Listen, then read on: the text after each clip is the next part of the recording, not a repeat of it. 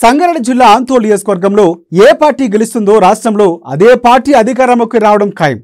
అది ఇప్పుడే సెంటిమెంట్గా మారింది. ప్రతిసారి అదే జరుగుతుంది కూడా. ఈ నేపథ్యంలో ఈసారి ఇక్కడ ఏ పార్టీ గెలుస్తుంది అనేది ఆసక్తికరంగా మారింది. ఆందోళన ముఖ చిత్రంపై స్పెషల్ స్టోరీ.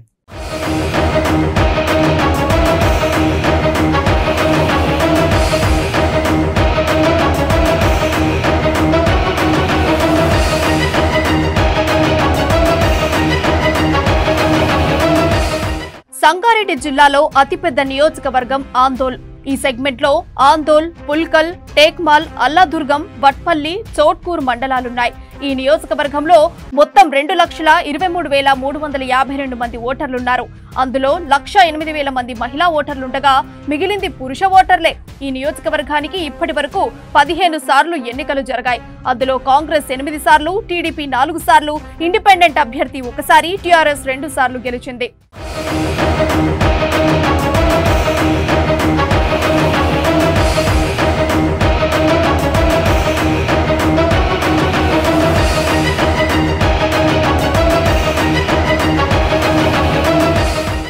ఎస్సీ రిజర్వ్డ్ నియోజకవర్గం అయినప్పటికీ ఆందోళ్ సెగ్మెంట్ లో గెలుపోటములు శాసించేది రెడ్డి సామాజిక వర్గమే. 2004, 2009లో ఇక్కడి నుంచి కాంగ్రెస్ అభ్యర్థిగా దామోదర్ రాజనరసింహ వరుసగా 2 సార్లు గెలిచారు. ఆ 2 సార్లు కూడా రాష్ట్రంలో హస్తం పార్టీయే అధికారంలోకి వచ్చింది. అంతేకాదు అప్పట్లో ఉమ్మడి రాష్ట్రానికి ఉప ముఖ్యమంత్రిగా పనిచేసిన ఘనత కూడా రాజనరసింహకు దక్కింది. తెలంగాణ రాష్ట్ర సాధనలోనూ ఆయన కీలకంగా వ్యవహరించారు. డిప్యూటీ సీఎంగా సమైక్య రాష్ట్రంలో మంచి పేరు తెచ్చుకున్నప్పటికీ ఆందోళన నియోజకవర్గంలో పెద్ద ఎత్తున అభివృద్ధి పనులు చేసినప్పటికీ 2014లో దామోదర్ రాజనరసింహకు నిరాశ తప్పలేదు. పింక్ హవా బలంగా వీయడంతో జనం గులాబీ వైపు మొగ్గు చూపారు. రెడ్డి సామాజిక వర్గం గంపగుత్తగా సినీ నటుడు బాబు మోహన్ కు మద్దతు తెలపడంతో ఆయన విజయం సాధించారు.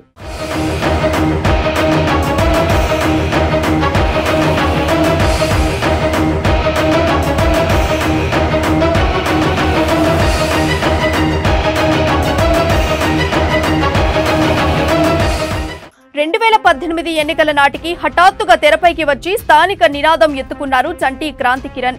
బాబు మోహన్ కు టికెట్ కట్ చేయించి తనకు గులాబీ టికెట్ వచ్చేలా చేసుకోగలిగారు. బాబు మోహన్ కు టికెట్ రాకపోవడంతో బీజేపీ తరఫున ఆయన ఎన్నికల్లో దిగారు. ఓవైపు టీఆర్ఎస్, మరోవైపు బీజేపీ ఓట్ల చీలికతో దామోదర్ రాజనరసింహకు నష్టం జరిగింది. కాంగ్రెస్ కు బలమున్నప్పటికీ అనూహ్యంగా చంటి క్రాంతి కిరణ్ విజయం సాధించారు. ఇంతవరకు బాగానే ఉంది, కానీ ఈసారి మాత్రం కారుకు అంత ఈజీగా లేదు. ఎమ్మెల్యేగా ఆందోళనను అభివృద్ధి బాటలో నిలపడంతో చంటి క్రాంతి కిరణ్ ఘోరంగా విఫలమయ్యారనే వాదన బలంగా వినిపిస్తోంది.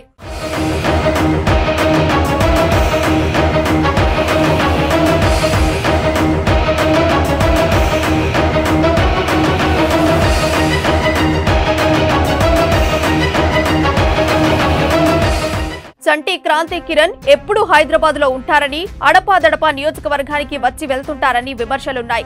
ఫోన్లోనూ అందుబాటులో ఉండరని, సొంత పార్టీకి చెందిన సీనియర్ నాయకులను కూడా పట్టించుకోరని బీఆర్ఎస్ శ్రేణులే గుసగుసలాడుకుంటున్నారు. ఎమ్మెల్యే క్రాంతి కిరణ్ తమ్ముడు రాహుల్ షాడో ఎమ్మెల్యేగా వ్యవహరిస్తాడని బీఆర్ఎస్ నేతలే చెప్పుకుంటున్న పరిస్థితి. టేక్మాల్, పుల్కల్ మండలాల్లో దళిత బంధు అంశంలో స్థానికుల నుంచి క్రాంతి కిరణ్ కు తీవ్ర ప్రతిఘటన ఎదురైంది. అర్హులను కాదని అయినోళ్లకే దళిత బంధును అప్పజెప్పే ప్రయత్నాలు ఎమ్మెల్యే చేస్తున్నారని స్థానికులు విమర్శించారు. సార్ మనకు రెస్పాన్స్ చేయడు ఎమ్మెల్యే క్రాంతి సార్ 10 సార్లు చేసింది. అవసరం ఉంటుంది కదా సార్, ఏదైనా అవసరం ఉంటే చెప్పుకుందాం, ఏదైనా ఊరి బాధ అని అల్ల గురించి అడగదామని ఏదైనా చేస్తే లేపడు. వాటి ఎక్స్పర్ట్కి పోయినా లేకుండే, ఆ తర్వాత ఫోన్ చేసి లేపలేడు. ఆయన లేపకనే జడ్పీ చెప్పిన ఏమన్నా సార్ ఫోన్ లేపడు అంటే ఏమనే, మరి మీ ఎమ్మెల్యే చేసే ఫోన్ లేపడంటే ఆందోళనలో మారిన రాజకీయ పరిస్థితుల నేపథ్యంలో కాంగ్రెస్ అనూహ్యంగా బలపడింది. దీంతో BRS high command MLA Kranti Kiran పై అసంతృప్తి ఉందని టాక్. అందుకే ఈసారి ఆయనకు టికెట్ రాదని జోరుగా ప్రచారం జరుగుతోంది. ఈసారి బీఆర్ఎస్ తరఫున టీజీఓ జిల్లా అధ్యక్షులు, జిల్లా వ్యవసాయ అధికారుల సంఘం అధ్యక్షులు, ప్రముఖ సామాజికవేత్త డాక్టర్ వైద్యనాథ్ టికెట్ ఆశిస్తున్నారు. నియోజకవర్గంలో పెద్ద సంఖ్యలో బంధువులు, స్నేహితులున్నారు. క్రాంతి కిరణ్ తో ఢీ అంటూ చాలా రోజులుగా ఆయన సేవా కార్యక్రమాలు చేస్తున్నారు. దీంతో ఎమ్మెల్యే చంటి క్రాంతి కిరణ్ నియోజకవర్గంలో ప్రభుత్వ ఉద్యోగులుగా ఉన్న కొందరు డాక్టర్ వైద్యనాథ్ బంధువులను ఇతర ప్రాంతాలకు బదిలీ చేయించారని టాక్. క్రాంతి కిరణ్ చేస్తున్న ఇలాంటి చర్యలపై బీఆర్ఎస్ హైకమాండ్ గుస్సాగా ఉన్నట్లు తెలుస్తోంది. అంతేకాదు బీఆర్ఎస్ నేతలు, లీడర్లు కూడా ఆయనను తీవ్రంగా వ్యతిరేకిస్తున్న పరిస్థితి స్పష్టంగా కనిపిస్తోంది.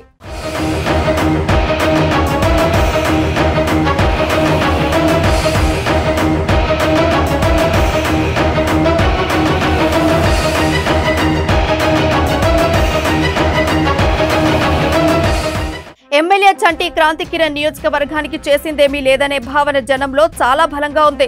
డబుల్ బెడ్రూమ్ల ఇళ్ల వివాదం, జర్నలిస్టు కాలనీ వివాదం, తన బంధువులకు పదవులు ఇచ్చుకోవడం, సొంత పార్టీ కౌన్సిలర్లు, కార్యకర్తలపై కేసులు పెట్టించడం క్రాంతికి మైనస్ గా మారాయి. క్రాంతి కిరణ్ కు గతంలో టికెట్ ఇప్పించడం, గెలిపించడంలో కీలకంగా వ్యవహరించిన జాగృతి సంస్థకు చెందిన ఓ యువ నాయకుడు కూడా క్రాంతి కిరణ్ కు ఈసారి దూరంగా ఉన్నట్లు సమాచారం. ఈ పరిణామాల నేపథ్యంలో క్రాంతి కిరణ్ కు టికెట్ రాదని, వచ్చిన కాంగ్రెస్ ను నిలువరించేంత బలం ఆయనకు లేదన్న అభిప్రాయం వ్యక్తమవుతోంది. అల్మాయిపేటలో ఏం డెవలప్మెంట్ కాలేవు. మోరీలు, రోడ్లు, మళ్ళా ఈ చెరువులు అయితే ఏదుందో చెరువుల పైన కూడా డెవలప్మెంట్ కాలేదు. రోడ్ పర్పస్ కూడా డెవలప్మెంట్ కాలేదు. ఊర్లోకి వచ్చే రోడ్ కూడా డాంబర్ రోడ్ కూడా ఖరాబ్ ఉంది. ఈ పథకంతో తీసిర్రు, ఏదైతే పని పథకం పెట్టిరో అది మొత్తం వేస్ట్. ఏడా పని జరగాలన్నా కూడా పని జరుగుతలేదు. గతంలో ఉన్న నాయకుల పాలనే బాగుంది. క్రాంతి కిరణ్ పాలన మాదే ఊర్లో క్యాండిడేట్ సర్పంచ్ కాంగ్రెస్ సర్పంచ్ అయితే వాళ్ళ పర్పస్ ఏందో ఊరికి సర్పంచ్ టీఆర్ఎస్ లో కలవకపోవడమా లేదా దీనివల్ల మా ఊరు అయితే అభివృద్ధి చెందలేదు. మా ఊర్లో ఏ పనులు సరిగా కావడం లేదు. ఈ ఎమ్మెల్యే కన్నా గతంలో ఉన్న బాబు మోహన్ దామోదర్ పరేడ్లో పనులు బాగా జరిగినాయి. రోడ్లు జరిగినాయి, మొరీలు జరిగినాయి, వాటర్ లైన్లు బాగా జరిగినాయి, అన్నీ జరిగినాయి. ఇప్పుడు ఈ 5 సంవత్సరాల్లో అయితే మా అల్మాయిపేటలో ఏం డెవలప్మెంట్ జరగలేదు. ఆందోళన నియోజకవర్గంలో కూడా కాలేదు. ఊళ్ళో అయితే చాలా దారుణం. పుత్తూరులో అని కాదు, నెక్స్ట్ మేము మళ్ళీ ఒకసారి దామోదర్ గారిని ఛాయిస్ చేయాలని చూస్తున్నాం. ఏ రకంగా చూసినా ఆందోళన నియోజకవర్గంలో కాంగ్రెస్ ఇప్పుడు చాలా బలపడింది. కాంగ్రెస్ అభ్యర్థిగా మాజీ ఉప ముఖ్యమంత్రి దామోదర్ రాజనరసింహ బరిలో దిగడం ఖాయం. గతంలో ఆయన చేసిన అభివృద్ధి కార్యక్రమాలు, ప్రజలకు అందుబాటులో ఉండే నాయకుడిగా ఆయనకున్న పేరు, క్లీన్ ఇమేజ్, అన్ని పార్టీల క్యాడర్తో సత్సంబంధాలు ఇవన్నీ రాజనరసింహకు సానుకూల అంశాలే. గత 2 ఎన్నికల్లో ఓడిపోయిన ఆయన ఈసారి గ్రాండ్ మెజార్టీతో అసెంబ్లీకి రావాలని బలంగా ఆలోచిస్తున్నారట. అందుకే నియోజకవర్గంలో ఆయన యాక్టివ్ అయ్యారట. ప్రతి ఊరిని కవర్ చేస్తూ ఆయన ముందుకు సాగుతున్నారు. రాజనరసింహకు సంబంధించిన సన్నిహితులు, కాంగ్రెస్ క్యాడర్ అంతా ఇప్పుడు అదే ప్రయత్నాల్లో ఉన్నారు. బీఆర్ఎస్ నుంచి డాక్టర్ వైద్యనాథ్ కు టికెట్ ఇస్తే కాంగ్రెస్ అభ్యర్థి దామోదర్ రాజనరసింహకు కొంత ఇబ్బంది ఏర్పడే అవకాశం ఉంది. ఫైట్ టఫ్ గా సాగే అవకాశాలు కనిపిస్తున్నాయి. అదే సమయంలో క్రాంతి కిరణ్ ప్రత్యర్థిగా వస్తే రాజనరసింహకు గెలుపు ఈజీ అన్న మాట వినిపిస్తోంది.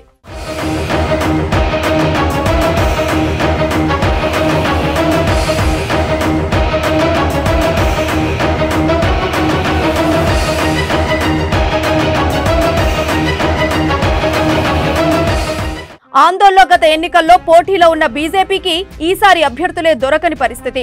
2018 ఎన్నికల్లో బీజేపీ అభ్యర్థిగా బరిలోకి దిగిన బాబు మోహన్ ఈ దఫా ఇక్కడి నుంచి పోటీ చేసేందుకు పెద్దగా ఆసక్తి చూపడం లేరు. ఈసారి బీజేపీ నుంచి ఖమ్మం లేదా వరంగల్ ఎంపీ స్థానం కోసం బాబు మోహన్ పట్టుబడుతున్నారట. దీంతో బీజేపీ నుంచి ఎవరు పోటీ చేస్తారన్న దానిపై ఇక్కడ క్లారిటీ లేదు. ఈ నేపథ్యంలో బీజేపీ నుంచి గట్టి నేత పోటీ లేకపోతే అది కూడా దామోదర్ రాజనరసింహకు కలిసొచ్చే అంశమే. ఇవన్నీ ఆయనకు అనుకూలించే పరిణామాలేనని చెప్పక తప్పదు.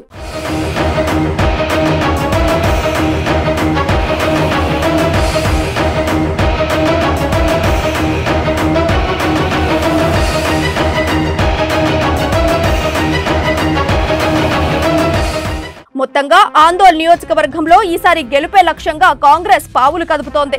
కాంగ్రెస్ అభ్యర్థిగా దామోదర్ రాజనరసింహ మంచి దూకుడు మీదున్నారు. అదే సమయంలో వైద్యనాథ్ కూడా బీఆర్ఎస్ నుంచి టికెట్ సాధించి కాంగ్రెస్ ను నిలవరిస్తారని చెబుతున్నారు. అంటే ఈసారి బీఆర్ఎస్ టికెట్ ఎవరికి వస్తుందన్న దానిపై కాంగ్రెస్ నుంచి దామోదర్ రాజనరసింహ గెలుపు ఆధారపడి ఉంది. మరి బీఆర్ఎస్ హైకమాండ్ చంటి క్రాంతి కిరణ్ ను కాదని డాక్టర్ వైద్యనాథ్ కు టికెట్ ఇస్తుందా అన్నది చూడాలి. ఎన్నికల నాటికి పరిణామాలు ఇలాగే ఉంటాయా లేదా అన్నది ఇప్పుడే చెప్పలేం.